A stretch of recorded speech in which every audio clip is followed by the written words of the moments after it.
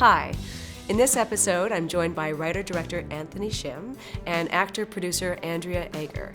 I've had the pleasure of working with both of them as teacher and director, and today we will talk about the springboard effect of training with others and how their theater background has provided a foundation for them in the film industry.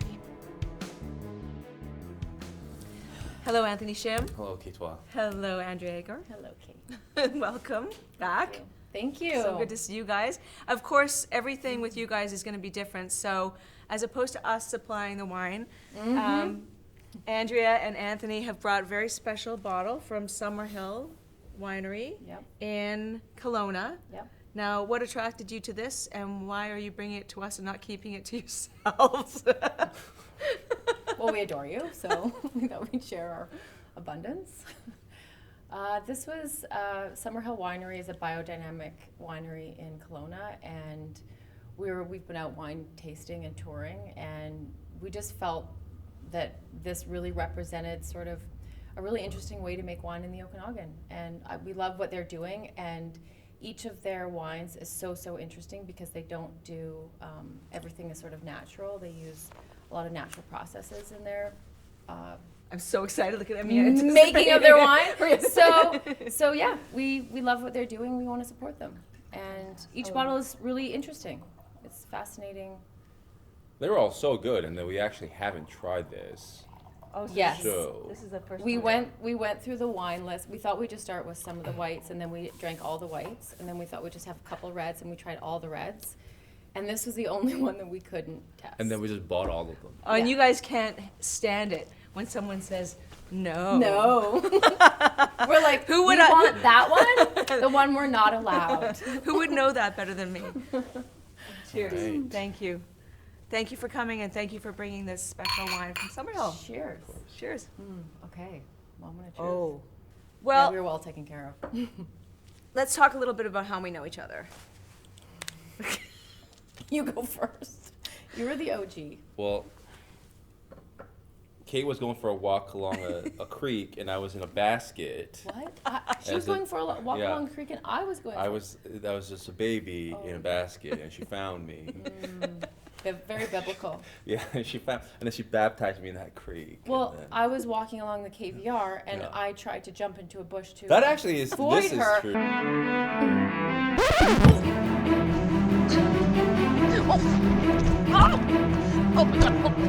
True, right? And Yeah. I was like, Yeah. I have nowhere to go, and then I ran into her and got scooped up to Railtown. Mhm. So That's real. That's real.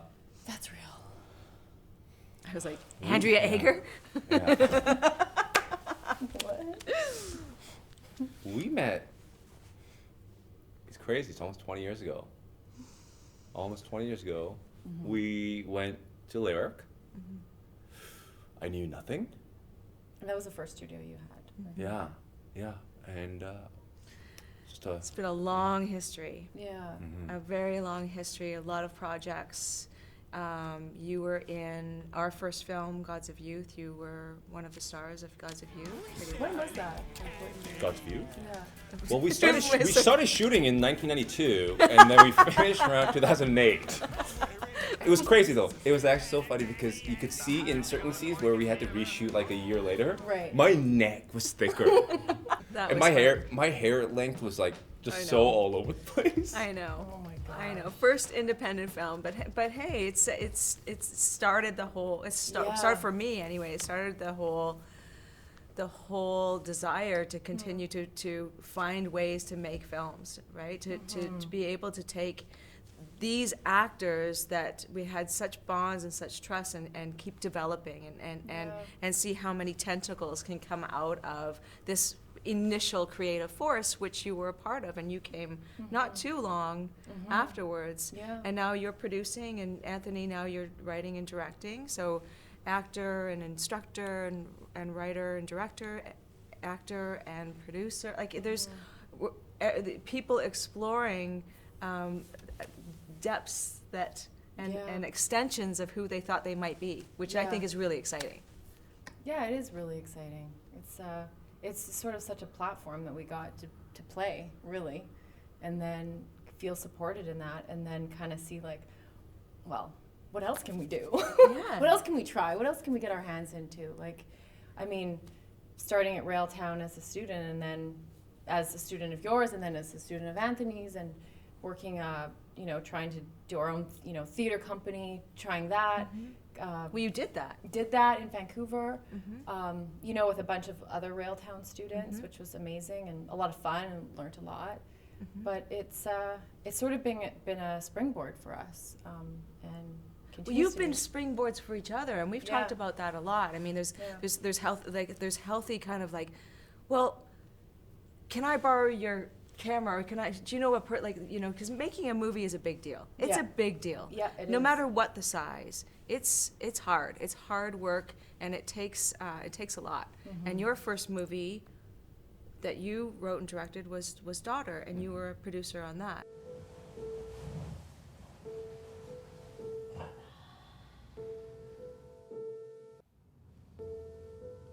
Would you like another drink?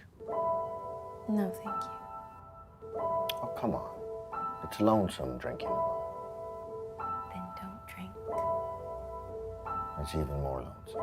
That was that year. We were all building this place. Tempest. And I mean, you know, like that was like we were laying the floor. We were ordering these curtains. We were in the thick of construction. Remember, like, I mean, building this place and having.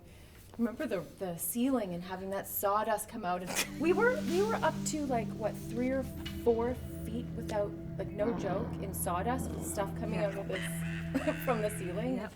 It was And a old labor of shoes. and like these old newspapers, and we're like, what else is up there? Yeah. It was amazing, like just the transformation, and to watch the transformation. So yeah, we were kind of in the thick of it.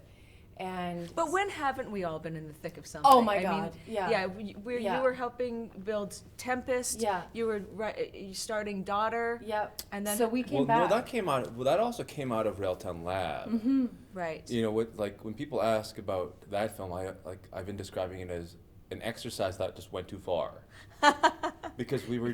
Because it became a film. Yeah. And it Yeah. opened the Vancouver International Film Festival. Well, the BC spotlight, not the festival. That was Adam Goen. I don't want to take the wrong credit. But no, that was like, it was, we were, you know, Brian and I, we were just trying to figure out stuff to do for Railtown Lab. And then I wrote this 1-act play that I wanted to do for Railtown Lab at that space. And then I decided, oh, like, wait, like this maybe could be a movie. Because I wanted to shoot, I actually, I also edit my Oh, own yeah. movies, thanks to Ronan. Ronan taught me how to edit, and I really love editing. To me, it's as enjoyable as writing, because I think it's the same thing. You're sculpting a story with pictures, not words. Yeah. Yeah. And so I was actually looking for something to edit or practice editing. Yeah. I was like, oh, I'll write this thing, and then we'll shoot it on like the 5D that Ronan gave me, and then I'll just practice editing, and then maybe one day I'll like have the courage to make a movie. And then John came on board, and he said, John Cassini. Yes, John Cassini came on board, and he was the one that said, like, you know, you could actually just like make this, and it could be a real movie. And it was so, yeah, so it was just like, it was a natural. it was so fit. loose, and Yeah. just kind of figuring it out as we're going. And we were all learning on that first project.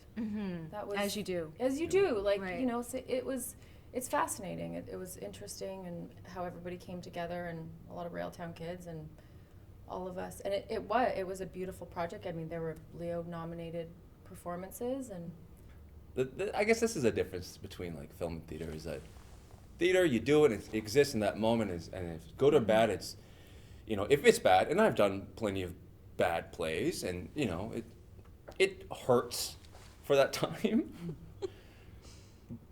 And, you know, and you like just lay low for a couple weeks. But then after that, like, you just don't go out, yeah, like, of your house. well, it's humiliating. Right. So, like, groceries, just like I lay low, delivery. Right. I stay in my bedroom, Yeah.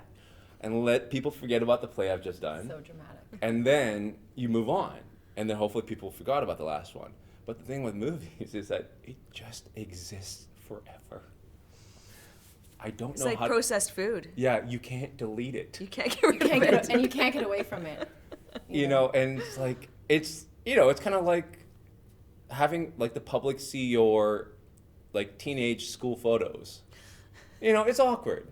It's awkward. Like, I mean, that's the thing about first films, right? Is that when you get some time away from it, you're like, oh man. Yeah.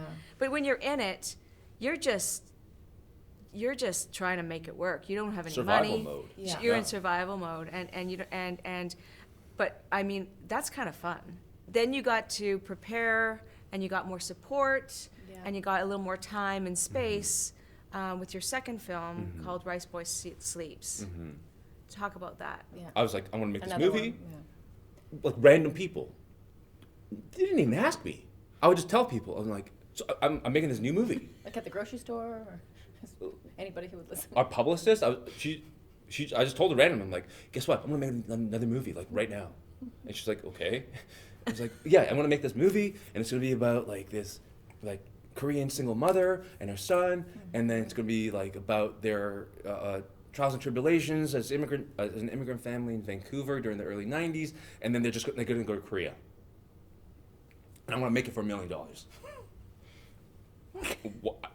I'm in. I said I'm it. in. I said it because it's like it just Yeah. seemed like Yeah. like kind of like back in the day when Crazy. Just $1 like- million was worth a lot of money. People said like, oh, I want $1 million. Like it was that kind of thing. I was just like, I'll make a movie for $1 million and it'll be a real movie. Like there was no thought or plan behind it, and I just said it, and I just kept telling people, and I told my friends, and they were like, oh, cool. Can I read the script? I'm like, I hadn't written it. About that, we'll get there.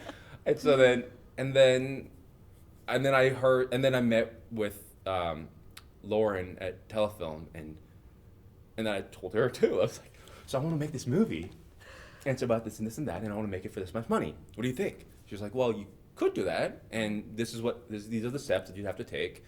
And so I did it.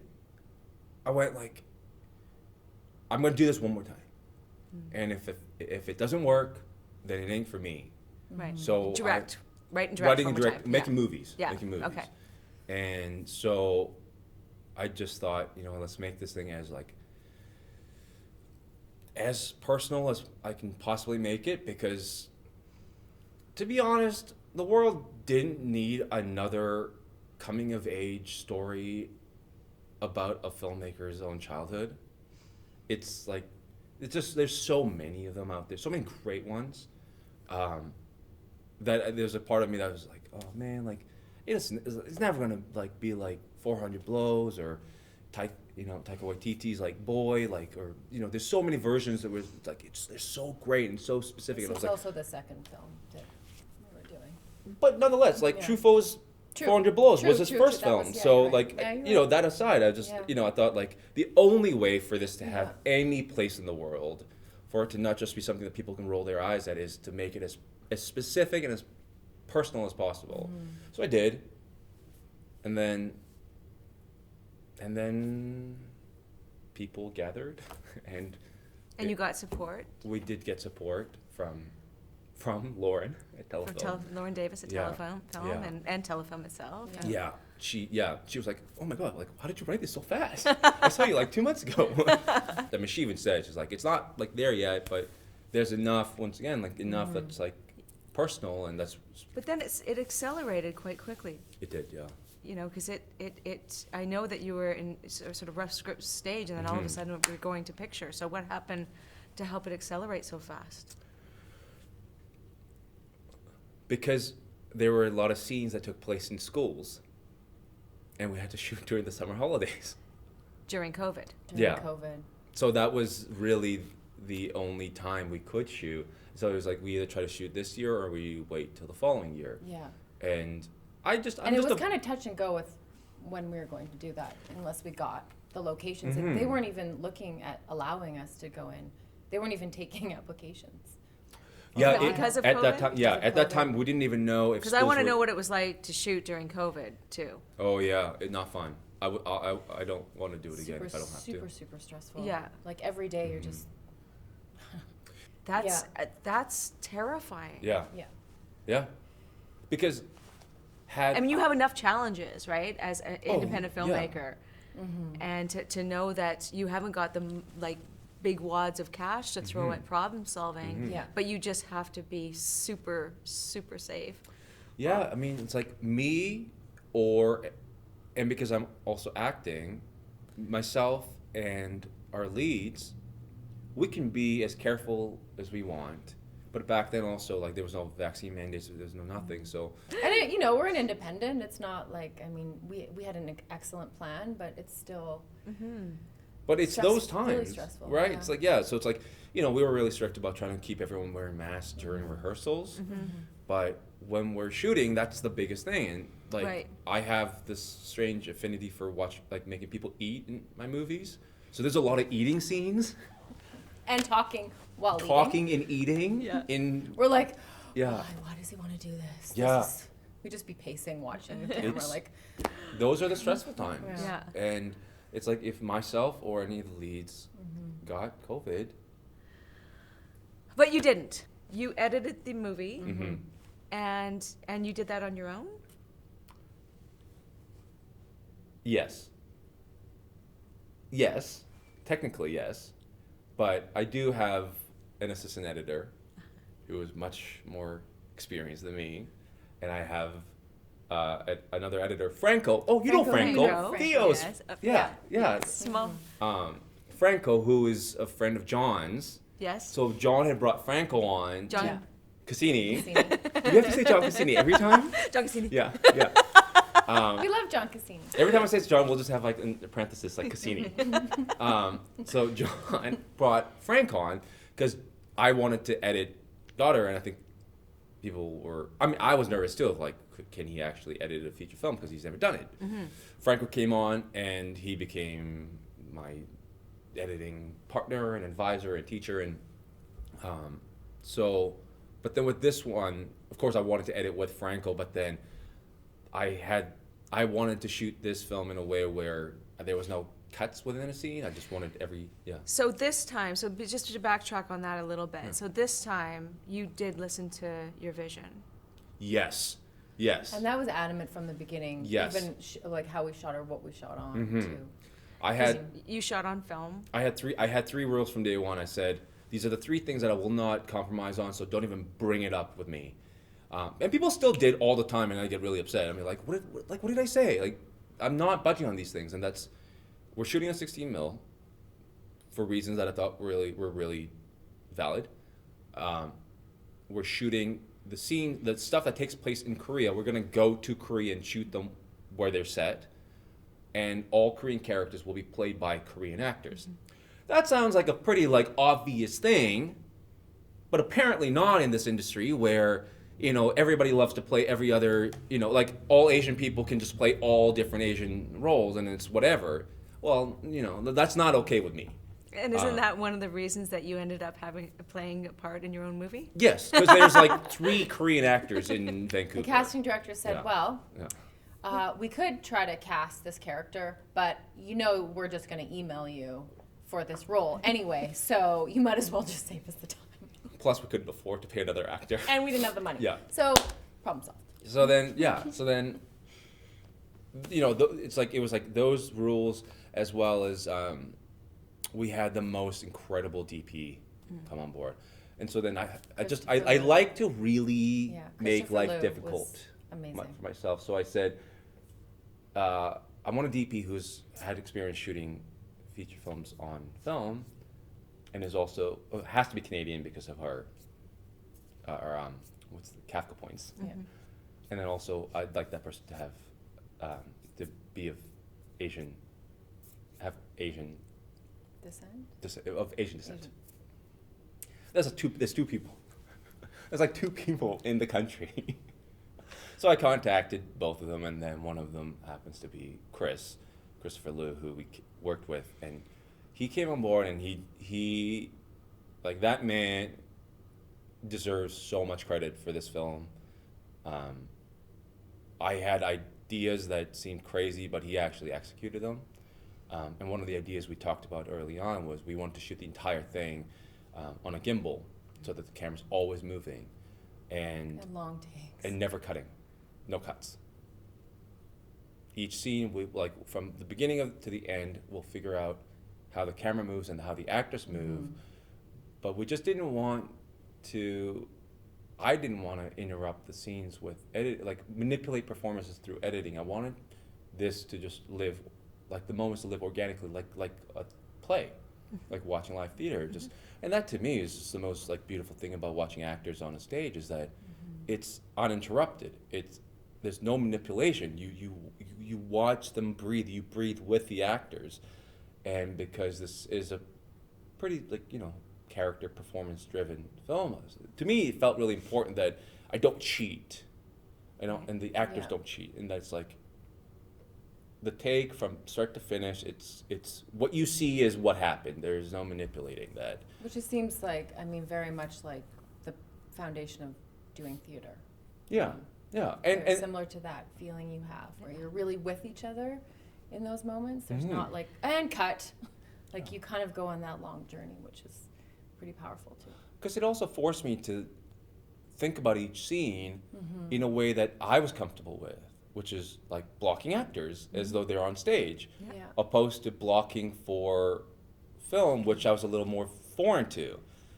Where the more conventional way of shooting something, I didn't understand. It just felt really restricting to me. I'm not saying I don't think it's like a bad way to make anything, but just to me, it just didn't feel quite right for this project and just for my taste.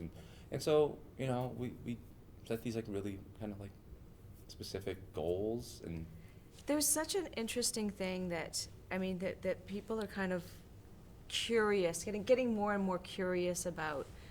Certainly we've been experiencing it certainly since we've been here, is that there's a lot of, you have a theater. Right. And you're filmmakers? Well, those don't go together. It's like, well, why wouldn't they? Why wouldn't they go together? If you can be in a space like this where you believe anything can happen, and you can collaborate, and you can work on development, and then you can take a camera and go outside, why wouldn't it go together? They've been, in my opinion, they've been sort of torn away from each other when they should be. They could and should work in unison. Yes. And to propel people to do their very best. And that's why we train long form, right? We train long form because once you know that you can do it, you can carry off that kind of a long performance or a long day in training. Then you're 3 or 4 scenes in cinema almost. It doesn't seem as intimidating, right? Yeah. So there's just been this separation of theater and film and TV that which is so strange to me, because I think that's a really a recent thing, because if you go into look at the early days of film, a lot of the directors came from the theater because that's what was the only form of storytelling, live storytelling. And studios had everything was happening in house. Yeah. It was like, you had the writers there. It wasn't so disconnected. Of sorts, and they informed each other. And then and then you get to bring people in, and they get to swirl around together and be inspired. And everybody goes and does different projects. But that's one thing I love about Tempest, and the fact that you guys can come and visit, is that we have a place where we can gather, right? And converse and drink wine. So hard. They inform. This is the perfect example. This is good. It's tough living right here. So there's a lot of super exciting things happening with Rice Boy Sleeps. Are we allowed to talk about any of them, or do we have to wait? I think we have to wait. Yeah. Nothing is really official. But there are some pretty exciting things happening. I hope so.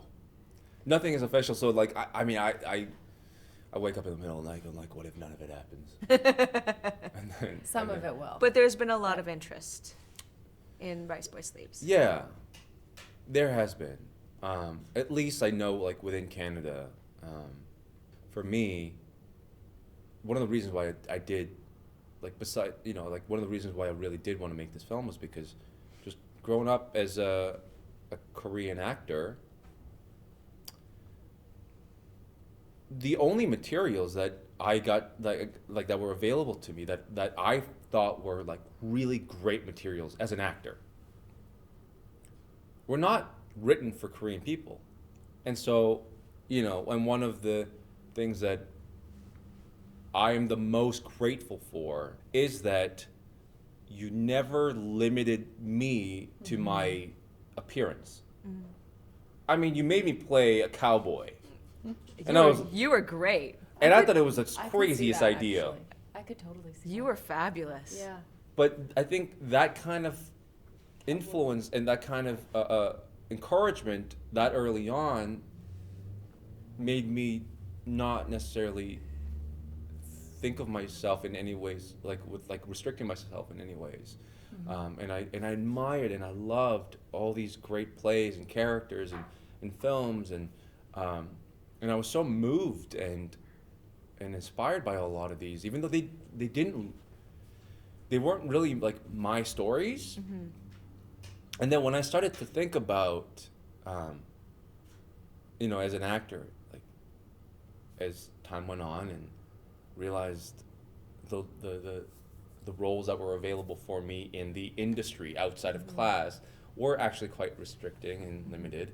I thought like, why does it, like, it made me start to think of like, this actually doesn't exist. Like there hasn't really been characters in films that I thought like, oh wow, like that person looks like me and acts like me, talks like me. And I realized it just has never been too many films or shows or anything that I felt like depicted my experience growing up where I grew up in an honest I love way. how it's full circle that you wrote this film thinking you weren't going to play one of these roles, Oh, no. and then you ended up playing the yeah. role. So you ended up creating this universe Yeah. that you yourself had to walk into. I quit acting, by the way. Oh, I know. Yeah, so He's I always We all have quit he's acting. never he's never so I we're all quitting. quit acting, but then I have this like I intentionally write characters. I intentionally don't write characters that I could play because I don't want that temptation. And so I'd written this character to be South Asian for the character was South Asian for the longest time. And then through feedback and notes and stuff, it was suggested that like, oh wow, this might be more interesting if he was also Korean, and you know, and so then it made sense, and I wrote it that way. And then I also made it really the character much older, so I couldn't play it, and then you know, one thing led to another. What's next? I feel very similar to the way I felt after making Daughter of like, we did this, we've learned so much, I've learned so much, I want to try it again as quickly as possible because I feel like I can do it better. And I feel like there's more to explore. And Still in film? yes, and I feel that now, and largely because we found the most amazing creative collaborators. Yeah. Our like really the DP have. that I mentioned, our production designer, our costume designer, Costume. our makeup artist. Like we found such a incredible community of artists that I just adore, and I think are some of the most talented people I've met in their respective fields. That like okay, like yeah. Isn't it fun to think that you can find out?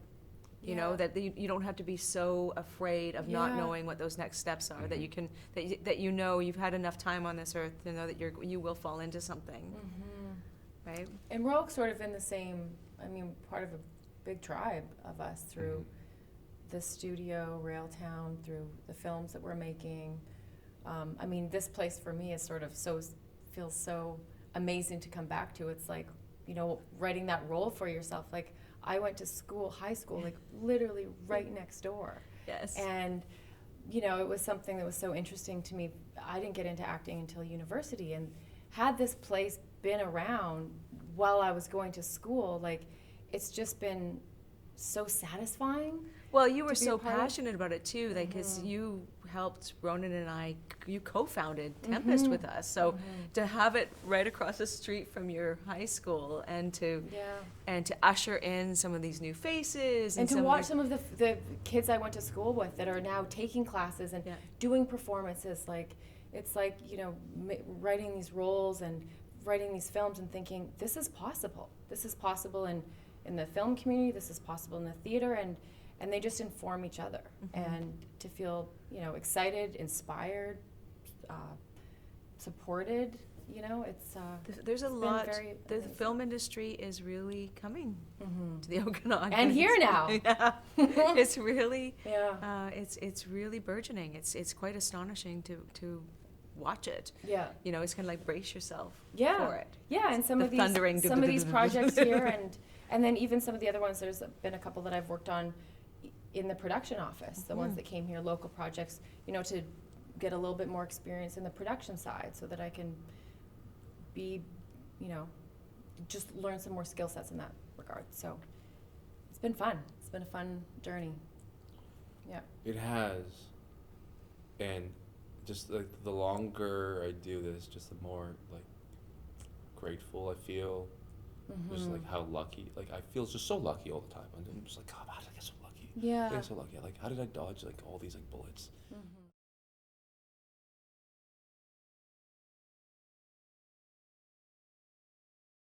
But yeah. Well, we look really forward to hearing more about what's going to happen with Rice Boy Sleeps and what's going to happen with the next one. And I want to get you here to do some writing and get you here to do anything you want. Oh man. I always put the challenge out, right? Yeah. Because with the thought of getting back on stage usually makes people go, Yeah. you know? It does, and like what have you said earlier about like not having fear?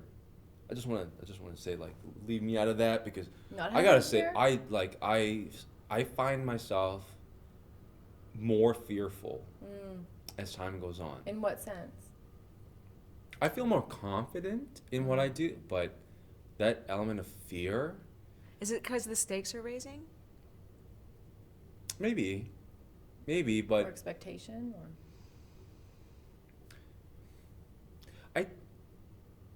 I mean, you know this better than anyone else. Like, I was just a theater nerd.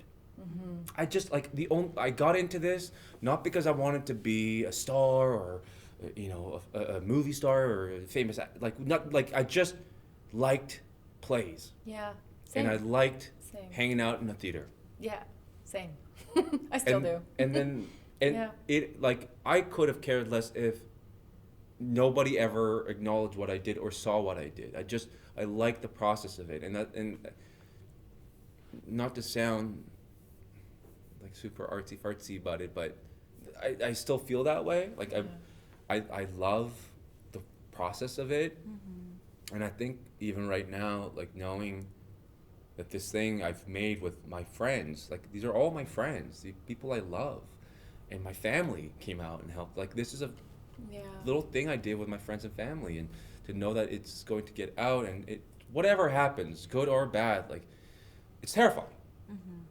And it's And so personal. I mean, Yeah. it's so personal. And then that'll have some kind of effect on the life that I've led to this point, which has been so joyous, hard and stressful and challenging at times, as it is for anyone in this industry, but it is scary because at the end of the day, I feel really protective of that, of my need to just be the same person that I've always been, of just like really loving the process of creating things. So I find my anxiety and my like fear levels increasing, while you know it's conflicting with my ambitions and you know curiosity. Yeah.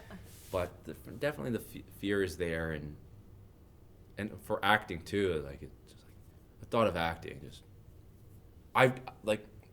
before it was like acting, Yeah. I got this, like when, where, how, like just let me know, I'll do it. But these days like that makes me sweat more than anything else. I can see it. And I think it's the time. That's when now you know it's the time to do it. And I feel like, I mean, growing up in the Okanagan, it lends itself, like as you said, to just so many different skill sets because you have to sort of, you're like, oh, we're doing theater, oh, and we're doing film, oh, and we're taping, and we're training, and we're creating our own content, and so I feel like the Okanagan raises these and creates these very adaptable creators. And so for me, and I feel like I'm so excited by trying new things and pushing those limits and seeing what's possible. Like that just on the other side is always so exciting to me because I'm like, well, what's the worst that can happen? It sucks. So what? We'll suck less this time than we did last time. And I feel like for films and for projects, and especially for whatever we do next, I like pushing those boundaries. Yeah, you do. I do. Cheers, you guys. Yeah. Thank you. Cheers. Thank you. You did. How did you I drink that almost so thought you were fast? going to go straight to the bottle. You thought about it. If there was no camera, I probably would. Cheers. Cheers. Thank you. Cheers. Thank you for coming. Thank and you. all the best with Rice Boy Sleeps and the Yeah. next projects and everything else. And keep on coming by. You will.